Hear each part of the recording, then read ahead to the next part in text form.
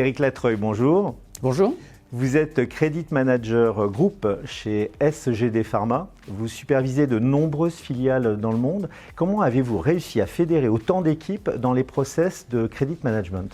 En fait, c'est un travail de fond. Il faut surtout s'investir en allant auprès des équipes, faire énormément de formation et de pédagogie et d'expliquer l'impact et la contribution de ce métier pour l'entreprise. Et dans votre méthodologie de travail, quel a été l'outil roi, le ou les outils rois, peut-être le scoring? Alors en fait, le scoring est important, mais c'est une résultante pour moi et il doit s'appuyer sur un certain nombre d'informations ou d'autres sources clés, comme par exemple l'assurance crédit, ça peut être aussi des informations financières. Et après, bien évidemment, c'est la résultante et on peut le communiquer auprès des équipes commerciales pour qu'ils puissent orienter vers les bons risques. Les contextes économiques et sociaux actuellement sont très chahutés, il y a beaucoup de tensions géopolitiques. Est-ce que tout cela, ça vous incite à renforcer votre politique de gestion préventive du risque de crédit? Oui, complètement, parce que comme on peut le voir, les risques arrivent soudainement avec des répercussions qui sont encore plus amplifiées que précédemment. Donc il faut travailler en amont et notamment avec les équipes commerciales et notamment les directions commerciales pour essayer d'orienter leurs prévisions budgétaires pour pas qu'il n'y ait des zones vraiment compliquées pour le credit manager et pour la société pour la suite.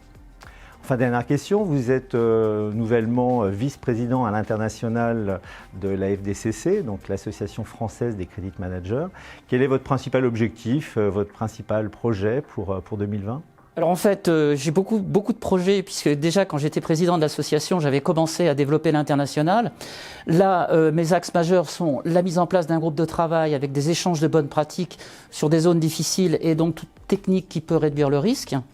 Deuxièmement, tout ce qui concerne les publications dans nos magazines pour pouvoir aussi sensibiliser nos adhérents à la gestion du risque à l'international, les échanges avec nos amis de la Fédération européenne où il y a 11 associations sur les bonnes pratiques par rapport à ça et bien évidemment la formation qui est un leitmotiv pour développer les compétences de nos credit managers.